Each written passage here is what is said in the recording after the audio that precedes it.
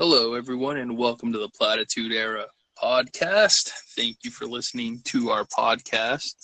We are transmitting on the Anchor app, which makes all podcasts possible, and YouTube. Today's episode of the podcast will be Disney's Aladdin 2019 live action movie review. Wow, that's a mouthful. And in full disclosure, this video is sponsored by Will Smith and Just Water, the eco-friendly drinking water. So make sure you stay till the end of the podcast to hear our sales pitch on Just Water and our Will Smith story. Legally, I don't think you're allowed to do that. Lie. I'm not lying. Mm. Doesn't a sponsor give you free water? Yeah, if they knew that they were sponsoring you. All right, so what did you think about the marketing for this movie? The marketing? I don't know. I kind of stayed away from the trailers, mostly because I didn't really care. But you were aware that this movie existed and the marketing was enough to make you curious to see the movie. Well, I've seen every Disney remake. I haven't liked all of them or loved all of them, but I've seen them all. Would you give the marketing an A+? I even saw Stinking Pete's Dragon. Nobody remembers that movie. I don't know. Sure, whatever. It made a lot of money at the box office. I guess it gets an A++ because it has the Disney logo at the beginning of the trailer. Yeah, I would give the marketing an A+ just because it was out there. So even if you were living under a rock, you were still aware that this movie was coming out. It's a And Disney movie. Who doesn't know when a Disney movie's coming out? the way that the marketing was presented, you were either one of two people. Correct me if I'm wrong, but you were one of two people. One, you were either one that's a big fan of the Aladdin story and you wanted to see the live version, or two, you hold the animated 90s version so close to your heart that you wanted to see how badly they were going to mess it up. So either way, you were going to see the movie no matter what. Well, they haven't really messed up any of their remakes. And I mean, Dumbo just came out this year and people weren't crazy in love with it. I mean, it wasn't a true to form. It wasn't like a one for one remake. It kind of veered a little bit. But I guess this one's a little bit more truer to the original source material. So, I mean, it couldn't have been that bad. Reviews on Rotten Tomatoes say otherwise, but I'd say the audience came in droves to see this one. That's true. It went very well at the box office, over 100 million on its first weekend, Memorial Day weekend. But you have a nice segue into the story. So as far as the story, um, feel in to say anything if I get something wrong. But from my opinion, it seems like they took elements from the cartoon and put their own spin on it. So it's pretty much like the Jungle Book remake, where you recognize stuff from the earlier version, but at the same time, they did a few changes. This is the equivalent for me of you asked a friend or a classmate to give that like for them to give you their homework, but you're turning it in on turnitin.com, so it's going to be checking for plagiarism. So you got the main beats there because you both had the same prompt, but you changed a few words around, maybe you kind of altered a couple of the arguments here and there. I mean, if the teacher professor was looking with a magnifying glass, they could clearly see that they copied each other. But they did a little bit of a find and replace in this movie, and they kind of padded it out by adding a couple of extra quotes that didn't needed to be put there, just to pad it out. See, it's hard for me to grade this story just because it borrowed or it had elements from the original one. So this story played it safe. Yes, I would have liked to see something a little different, which I will get into later. You have a guy like Guy Ritchie directing the movie who has a unique style and he has a formula for how he makes his movies, which is pretty much either a heist movie or a con movie. You have a crew, and it seems like they hired Guy Ritchie because they were going to make something different. But at the end, either an executive or the mouse himself said, no, stay close to the source material. This almost feels to me like when they did, well, I mean, there wasn't any turmoil or anything, but this feels to me like a Star Wars story where you hire an interesting actor, but then the final, or I mean, you hire interesting directors and what Phil Miller and Chris Lord. I know eventually that movie essentially got thrown out, and then it wound up just being a vanilla movie that nobody really cared about. So Guy Ritchie, I guess he's a pretty interesting director. I'm not too familiar with his work. I think I've only seen Lock, Stock, and Two Smoking Barrels. I never saw Snatch. or Don't maybe forget bits and Sherlock pieces. Holmes. Oh yeah, I saw the Sherlock Holmes ones. And I guess we saw King Arthur as Yeah. well. So I don't know. I'm not like a major fan where I can know his style or anything. There was like a couple of scenes of parkour. I'm like, I guess that's something. I don't know. Is he known for his dialogue or anything else? Or Yeah, he's known for his dialogue and camera movements. yeah, nothing really stood out for me except like in the opening scene when they're doing the one step uh, song. There's like some parkoury elements, but other than that, it like John Favreau feels like a studio director. Like, oh, he's gonna do Jungle Book. Oh, he's gonna do Lion King. He's gonna do whatever the hell else they want him to do because John Favreau doesn't really have a style, I guess. So He it just knows seems, how to play ball. yeah, people like Jungle Book. They'll probably like Lion King. So it's interesting that they chose Guy Ritchie for this movie, but nothing about what I saw stood out to me as very authorial. Like specifically, like, oh yeah, this is a Guy Ritchie movie. It just felt like another remake. And as far as story, there was one thing is I know some celebrities, for example, Keira Knightley, have complained about the princess problem. But I mean, what are you going to do? Those movies were made in a different time. And it seems like with this movie and other movies, Disney's trying to fix their princess problem where they're trying to show, oh, women are capable. But I mean, I can't say anyone ever like nobody would really call Jasmine a damsel. The only negative thing, like she fails the Bechdel test where her only arc revolves around her getting married. But I mean, she's still kind of spunky and she's kind of like her own woman. Whereas in this one, they like 'cause it's 2019, so you have to have a strong female character, and you Hillary her. You make her want it to be like the next spoiler. She wants to be a sultan or whatever, which is fine. But I mean, I can't ignore it as feeling like current politics. And another thing that they did put into this story, in the animated cartoon, it was straightforward, but in this one, it seemed like they built more on the friendship between Aladdin and Genie, whereas in the cartoon, they said, okay, just take it that they're friends. And in this one, you can see their friendship grow. Yeah, I could see there's if well because this is an extra 30 minutes longer than the last one, so they have a little more screen time with each other. Whereas you're watching the original cartoon, it's just Robin Williams stealing the show, and then whoever the hell played Aladdin in the cartoon, says a few things here and there. And moving on to the acting, we got to talk about it. Everyone complained, and as the movie came out, and the critics and the audience are completely different on this. Will Smith as the genie. I mean, I'm I'm a cartoon purist, so nothing should stray away.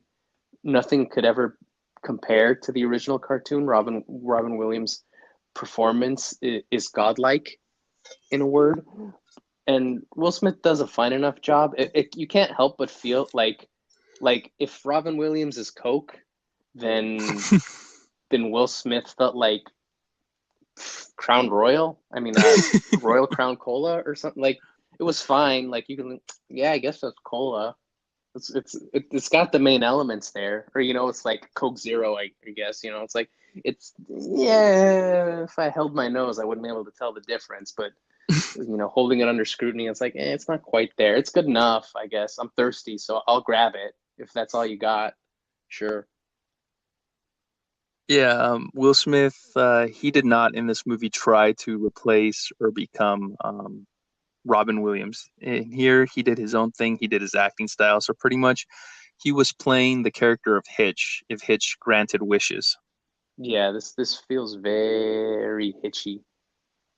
And then there was also Aladdin and Jasmine, which were both played well. Aladdin did a fine job that he did hold my attention into the story, and he did uh, grab some emotions from me. I felt bad that he was a loner, a street rat, and he's trying to woo the princess. And Jasmine, she was played by the very talented Naomi Scott, who was the Pink Ranger. So Oh she did yeah, that's fine. your markation for good acting.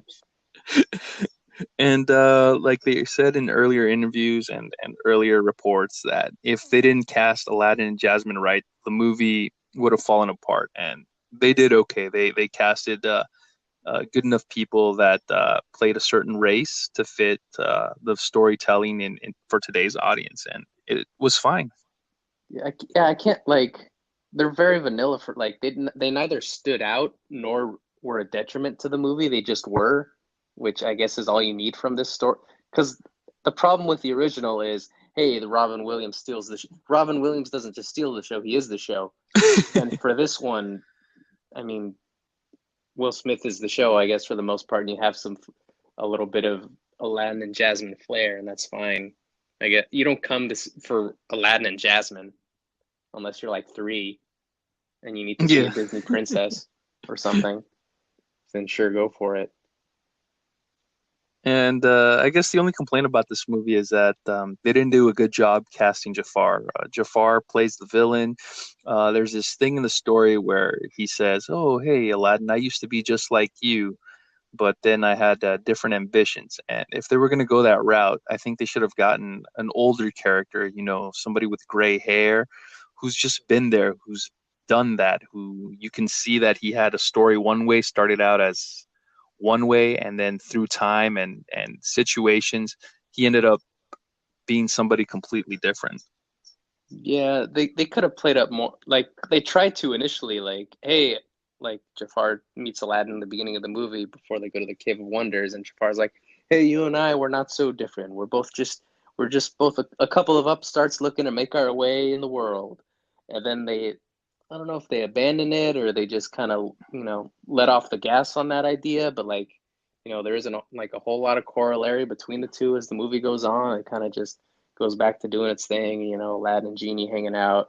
The bad guy's gonna twirl his mustache, tie the girl to the railroad tracks, that kind of thing.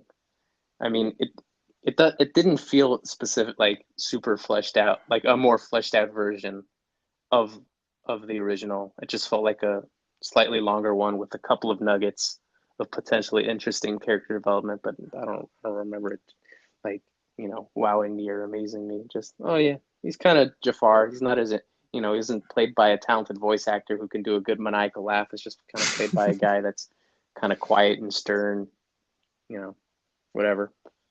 But do you think they should have casted an older actor to play Jafar, or the guy that they cast was okay? Like, I mean, once again, like nobody in this cast really stands out to me other than Will Smith, but because Will Smith has to stand out, like everyone did fine. They did a serviceable enough job. Jafar was fine. The Sultan wasn't interesting because Sultan was a comedic kind of character in the movie. Yago was barely there. Like everyone is just, they're fine. That's about all I can say about these characters, which is kind of a bummer. I'm guessing they're all talented actors and they're all making their way. They're all trying to, this is their big break, and they're all, for in my mind's eye, they just did fine. They get a C. What about directing? Well, we already brought him up. He didn't do anything special for me. The only Guy thing I have just was. the only thing I have to say about directing is the way that the movie was set up, a musical. I think they would have benefited more from hiring a director that has experience doing musicals, like The Greatest Get the Showman director or La La Land. I was just gonna say, yeah, get the folks in charge of La La Land or Greatest Showman. I mean, those are the two of like the biggest musicals, I guess, right now. But I guess musicals really aren't being made either. So yeah, so I'm guessing Guy Ritchie had little to nothing to do with the directing when it came to the musicals. Like, yeah, shoot him, whatever. Get the dance choreographer to shoot the movie for all I care. I But think pretty much throughout the whole movie didn't have much to do because you didn't see his style where he plays with the film speed or mm, pans while action's going. I mean, I saw that there was ingredients there that he was trying to make his own kind of movie, pretty much like how he did King Arthur. He had the crew, Aladdin, the genie, Jasmine's handmaiden, Aladdin's monkey, Abu. Like he had everything pretty. This is going to be like a heist movie. Like the first part is Aladdin trying to do a heist to steal the lamp, and then the third act, Aladdin trying to do another heist in a con to steal the lamp from Jafar. well, But we if you never want to got make a that. heist movie, you hire Steven Soderbergh to just rip off Lucky Logan, his most famous heist movie. Yeah, so I mean, I saw that it looked like there were elements that Guy Ritchie was trying to do his own style, something, but the executive said, no, no, no, no, stick to the source material. And I mean, I don't know. I guess maybe it was a good idea that we got the movie that we did, because I did enjoy the King Arthur movie. You Hmm. took some source material and did something different, but everybody hated it. Yeah, I found it was fun. I didn't have any issues with it. I didn't really see any of the problems with it. I feel the only complaint I can have with it is like, really, you were trying to make a King Arthur cinematic universe? It sounds retarded. What kind of dope came up with what idiotic producer came up with that notion? Like nobody gives a shit about King Arthur. Nobody's gonna spend billions of dollars at the box office for King Arthur. And I think they tried to do the same thing with Robin Hood, which felt like a copy of the King Arthur movie or whatever. Yeah, they must have thought that King Arthur was going to do well and that there would be a need for it, and they were going to take Robin Hood, trying to get a head start. But the audience had something else in mind. And the musical Yeah. numbers, what did you think of them? Uh, I guess there were. Let me think. So like One Step was interesting because it was a bunch of parkour. So there you go. That's something. Let's see what comes next.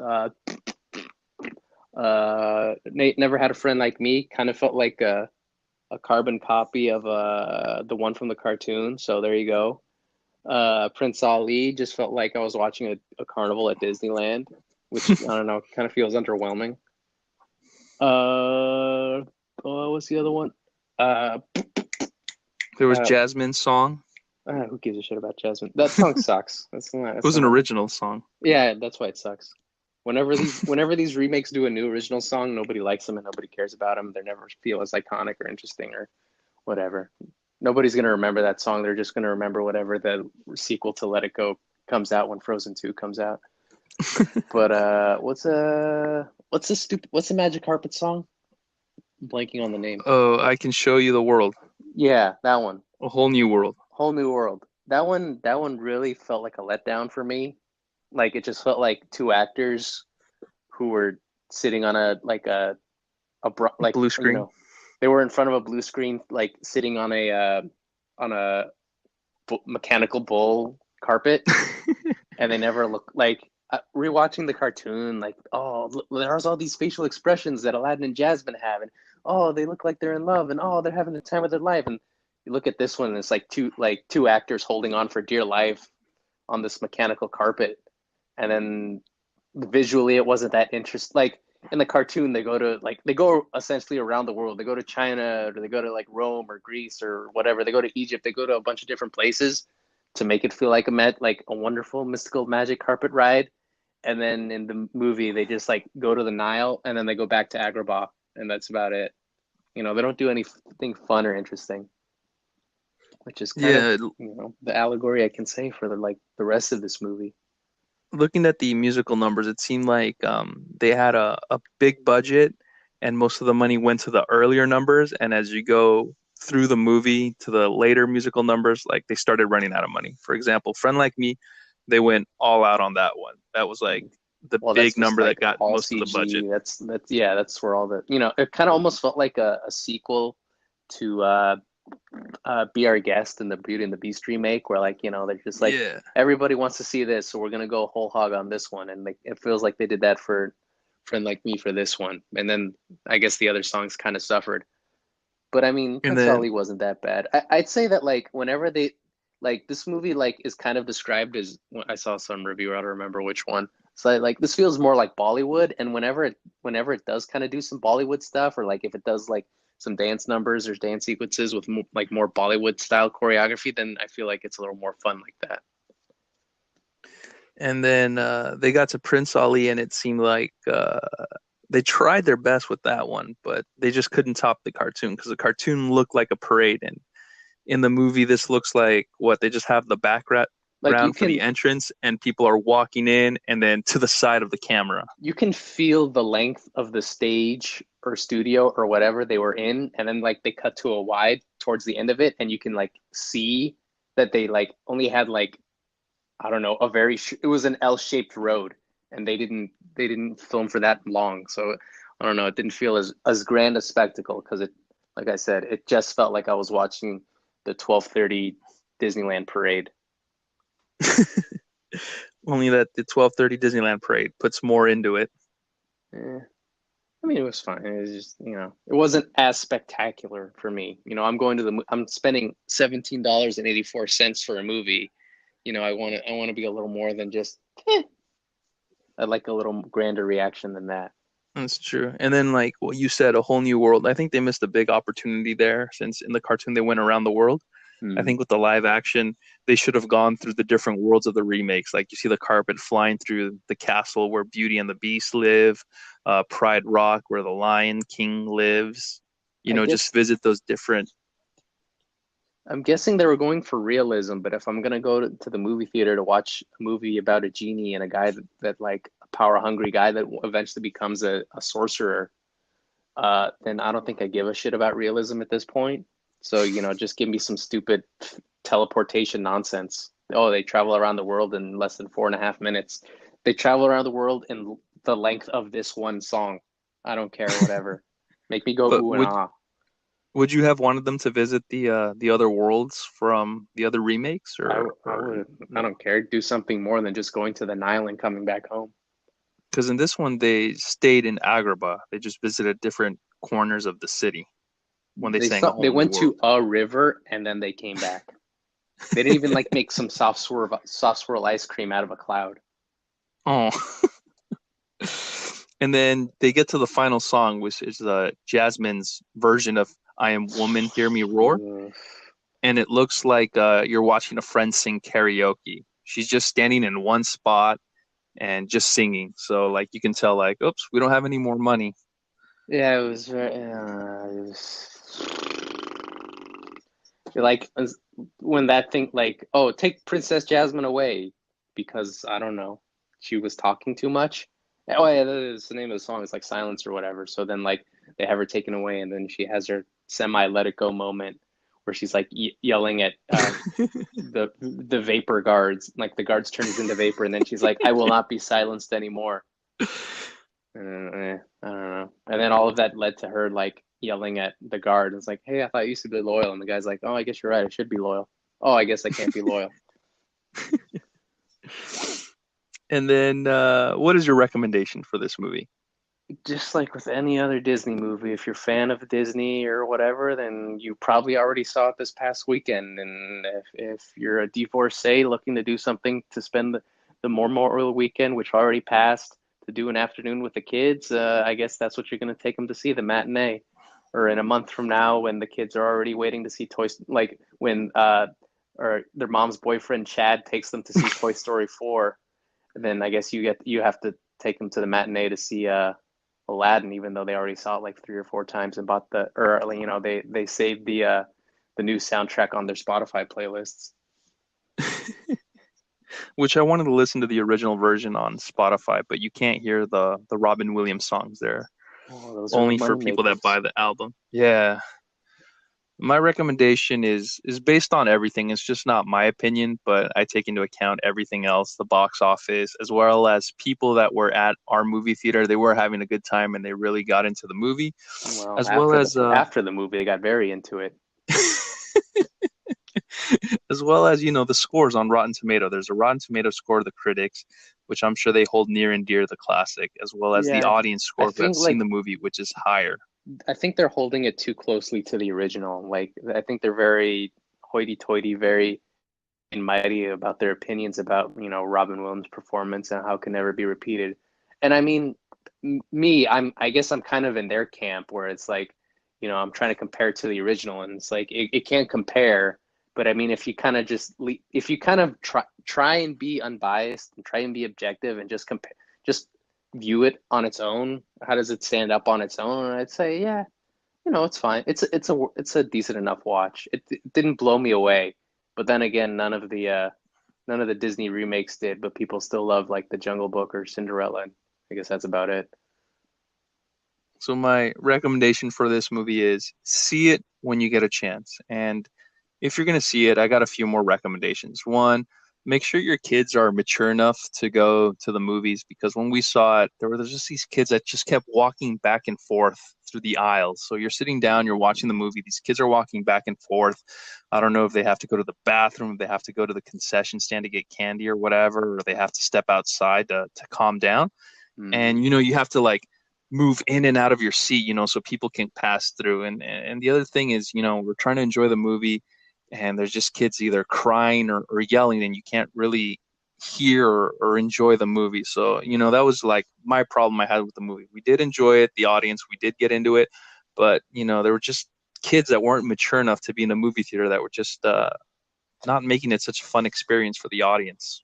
Parents, if you're gonna drag your 2.5-year-old toddler to a movie when they don't have the attention span to sit through a 2-hour movie without yipping and yapping, take them to the morning screening. Wait a month and a half. Do anything you can to not spoil a Saturday evening showing on opening weekend. I mean, if your kid's crying, take them out of the theater. Just try not to be selfish for once in your fucking life. Even though you decided to become a parent, you decided, no, I want to see the movie, so I don't care. I'll let my kid cry in the theater throughout the whole goddamn thing. Try and be a decent human being. To be the example for your child. Just take them outside, let them cry it out for a while, and then you can come back in, and then or put them to sleep or whatever else, or give them a nip off of your white Zinfandel. I don't care. I'm trying to watch the goddamn movie, even if I didn't Yeah. enjoy it that much. Have some common courtesy. I don't whip out my phone, so how about you not let your fucking yap box start going off in the middle of the theater? Well said. Any spoilers you want to talk about? I got like one. Anything you want to talk about? I mean, any spoilers I would say are just kind of like nitpicks of like, well, it wasn't exactly the same as the original.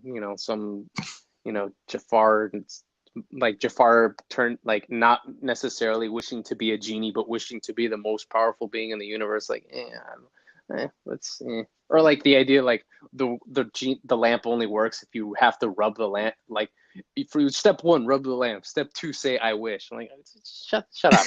No, that's stupid. I don't care. That's dumb. And the first one, That's like in where the first movie, like when Aladdin's trying to get out of the Cave of Wonders, that's all collapsed and stuff. Like he tricks the genie, that's fun. Whereas in this one, he gives Abu the lamp so he doesn't rub it because step one is rub the lamp. Like that's stupid. Make him out with the genie. That's more fun. Not he didn't rub the yeah. lamp. A couple spoilers I have was Princess Jasmine was a much entertaining royal actress than Daenerys from Game of Thrones or Sansa from Game of Thrones. It seems like the character of Princess Jasmine was inspired by women in royal positions, but Mm. they did such a better job here. They didn't drop the ball, even though everyone was expecting the ball to be dropped, I and it just believed ended the up turn flip. when she set out Raja to eat everybody in the streets. It made more sense in this movie than it did in Game of Thrones. And another spoiler I have here is the way they had the Jasmine character Mm. to be this really smart, independent woman with ideas and just forward thinking. Mm. Uh, I don't I even wait. thought, Hold on. I just remembered this one. So she wants to be Sultan and she wants to lead her country or whatever. But in the yes, beginning of the movie, she does not know how currency works, and she just gave kids like she gave two kids some bread and then said, "Oh, I'm sorry, I don't have any money. Bye." So I don't know which is it. You can't be like a genius ready to lead the future into the prosperity of Agrabah, but you can't also be completely incompetent in you don't know what money is. Come on, which is it? hey, I guess they were trying to follow the Daenerys route, where in the beginning Daenerys did make some mistakes, and as she Mm. got more seasoned and older, she became a better ruler, which I think was a big mistake what they did to Daenerys, because I think she would have made Woodsboro, Winterfell, No, you had it right, Woodsboro. She's trying to prevent Woodsboro. the city from being taken over by Ghostface. She would have made it great again. Uh, So with Jasmine, so we all know the animated cartoon where Jafar is hypnotizing the Sultan. The way mm, that they were setting up that scene, I thought that Jasmine was going to realize that her dad was being hypnotized and she was going to break the staff. uh, What would what would you have done, or the audience would have done, if they did it that way, where it's like, hey, Jasmine is smart and she noticed things and she noticed her dad was hypnotized and she broke the staff and freed her dad. uh, yeah, I mean, I don't think I would have cared one way or the other. It was kind of a weird scene, anyways. Like, I think it was the way it was shot, where like there was no like real reason for any of them to like I guess just Sultan was acting weird, but like I don't. I remember like Aladdin before he smashes the staff, he's like behind Jafar and can't really see the staff, but then he decides to run over, like run around, like, hey, what's going on over here? And then he sees the staff and then he smashes it. I don't know. It's weirdly shot, but yeah, sure. Make Jasmine do it. Whatever. It didn't really matter. Yeah, which spoiler, it didn't happen that way in the movie. Jasmine didn't break the staff, but the scene you have to see it. It was set up and it made it look like, oh, Jasmine's the one that's going to notice. She's really smart. She's going to figure it out. No, and then they went the same route as the cartoon. Aladdin figured it out. He broke the staff, freed the Sultan from the spell. Yeah, she even like interacted with them. Like Jafar was hypnotizing the Sultan, like, oh, attack our neighboring city where Jasmine's mom is from. And then Jasmine walks in the room and is like, hey, what are you guys talking about? So like there's your setup. There's your setup, but you didn't pay it off. So there you go. I guess that's called a whiff. And just one more time, that was the spoiler section of our show. Now we're moving on to our Will Smith story. I know, I'm sorry, we forgot to mention spoiler alert. We're just so into our podcast.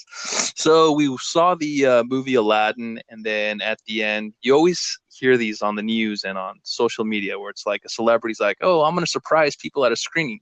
So we were lucky enough and fortunate enough that Will Smith surprised us at our screening of the movie. He showed up. Well, I mean, he might have surprised you. I knew. Like I was like, hey, Big Willie, this is gonna be a good one. Nice, because remember, we're sponsored by them, according to your stupid lie, Yeah, we're sponsored by Will Smith. by your He deceits, was there. by He your was horrendous there. deceits. He stayed there for a really long time. He did not leave until everybody in the movie theater got to take a picture with him. He was in a bit in a hurry, so people couldn't ask him questions. People wanted to talk to him and ask questions, and his security guard and staff said, "No, no, just pictures and that's it." And the guy is such a nice guy. He's great. He handed me over a case of Just Water, which is the eco-friendly box water, not plastic water bottle, but box water. And this is eco-friendly, environmentally friendly because it's made from box plants that consume CO2 instead of release CO2 like plastic bottles. And the waters come from municipal local cities. So every time you buy a bottle, it benefits the local economy and helps with the infrastructure of water. You had a couple of those bottles. Anything else you want to add to our sales pitch? I think you read the whole thing. I'm pretty sure you're good. Okay, yeah, because I know you had a lot. I think you enjoyed the water more than I did because I see that you've been drinking more of it Well, I than don't like to I have. waste things, even if they're free. All right, everybody. Thank you very much for listening to our podcast, our review of Disney's Aladdin 2019 live action movie review. Just remember, you could subscribe to us on the Anchor app. Our podcast is available on Spotify, Castbox, blah, blah, blah. Watch our videos on the YouTube. Search for us at Platitude Era. Follow us socially. The tags are there on the screen. We're not going to keep you here long because according to Google Analytics, you guys want short videos and to the point. Bye-bye.